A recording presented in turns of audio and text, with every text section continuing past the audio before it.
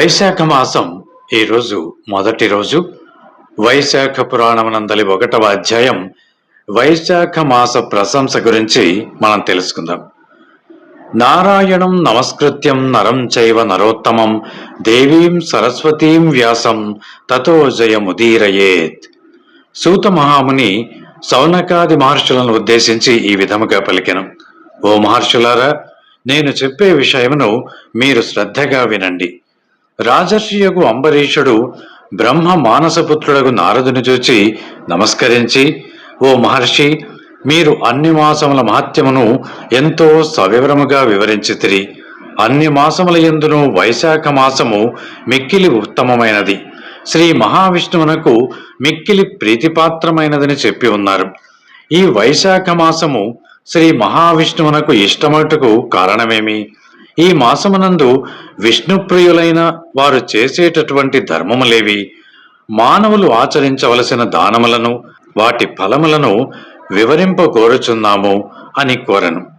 పూజ, దానము మున్నగు వాణ్ణి ఏ దైవమును ఉద్దేశించి చెయ్యవలయను, వాని ఫలము ఎటువంటిది, పూజా ద్రవ్యములు ఏ విధముగా ఉండవలను, ఈ విషయములను దయవుంచి మాకు వివరింపగోరుచున్నాము అని సవినయముగా ప్రశ్నించిరి. వెంటనే నారదుడను, రాజర్షి అంబరీష, నేను చెప్పేదను వినుము అంటూ ఈ విధముగా పలికెను. పూర్వము ఒకనాడు నేను బ్రహ్మను మాసముల మహిమను, మాస ధర్మములను వివరింపగోరితిని. బ్రహ్మయు, ఓ నారద, శ్రీ మహావిష్ణువు లక్ష్మీదేవికి మాస ధర్మములను చెప్పుచుండగా వింటిని. నీకు ఇప్పుడు శ్రీ మహావిష్ణువు లక్ష్మీదేవికి చెప్పిన విషయమునే నేను నీకు తెలిపెదను. మాసములు అన్నింటిలోనూ కార్తీక మాసము, మాఘమాసము, వైశాఖ మాసము ఉత్తమోత్తములు.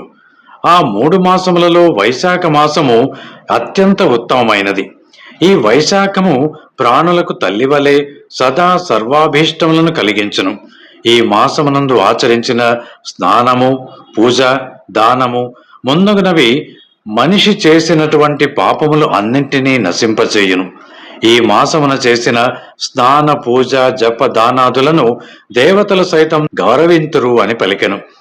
విద్యలలో వేద విద్య వలె, మంత్రములలో ఓంకారము వలె, వృక్షములలో దివ్య వృక్షమైన కల్పవృక్షము వలె, ధేనువులలో కామధేనువు వలె, సర్వ సర్పములలో శేషుని వలె, పక్షులలో గరుత్మంతుని వలె, దేవతలలో శ్రీ మహావిష్ణువు వలె, చతుర్వర్ణములలో బ్రాహ్మణుని వలె, ఇష్టమైన వానిలో ప్రాణము వలె, సౌహార్దములు కలవారిలో భార్య వలె, నదులలో గంగా నది వలె, కాంతి కలవారిలో సూర్యుని వలె, ఆయుధములలో చక్రము వలెను, ధాతువులలో సువర్ణము వలెను, విష్ణు భక్తులలో రుద్రునిగాను, రత్నములలో కౌస్తభము వలె ధర్మహేతువులకు మాసములో ఈ వైశాఖ మాసము ఎంతో ఉత్తమమైనది.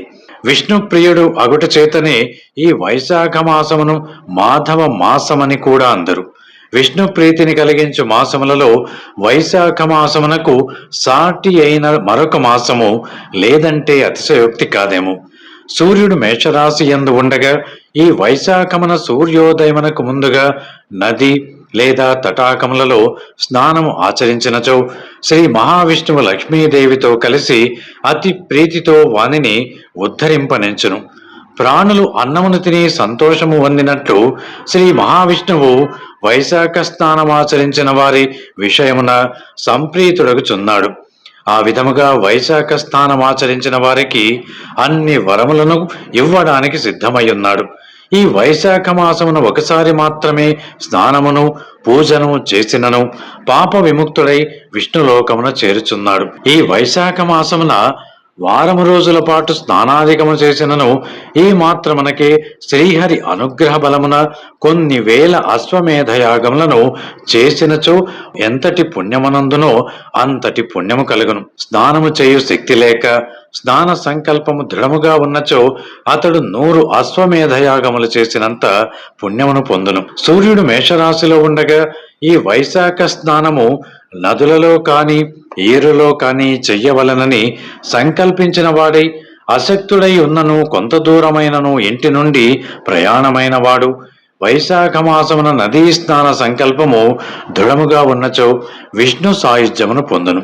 అంబరీష మహారాజా, సర్వలోకముల వందున్న తీర్థ దేవతలు బాహ్య ప్రదేశమున ఉన్నటువంటి జలము నది అయినను తటాకమైనను సెలయేరు అయినను అందు చేరి ఉందరు.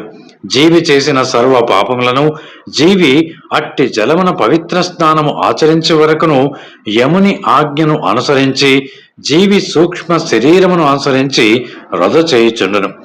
ఈ జీవి వైశాఖమున అట్టి బాహ్య ప్రదేశమున ఉన్నటువంటి జలమున స్నానమును ఆచరింపవలెను. ఆ జలమును అధిష్ఠించి ఉన్నటువంటి సర్వ తీర్థ దేవతల శక్తి వలన ఆ జీవి చేసిన సర్వ పాపములు కూడా హరించిపోవును. సర్వతీర్థ దేవతలు సూర్యోదయమును మొదలుకొని 6 గడియల వరకు బాహ్య ప్రదేశమునందున్న ఆ నదులు కాని లేదా తటాకాది జలములను ఆశ్రయించి ఉండును. ఆ జలమున తాము ఉన్న సమయమున స్నానమును ఆచరించిన వారి పాపములను ఆ దేవతలు నశింపజేయుదురు. స్నానము ఆచరించిన వారికి హితమును కూడా కలిగింతురు. చెయ్యని వారిని శాపాదులచే నశింపచేయుదురు కూడా. వారు శ్రీ మహావిష్ణువు ఆజ్ఞను అనుసరించి ఈ విధముగా చెయ్యుదురు.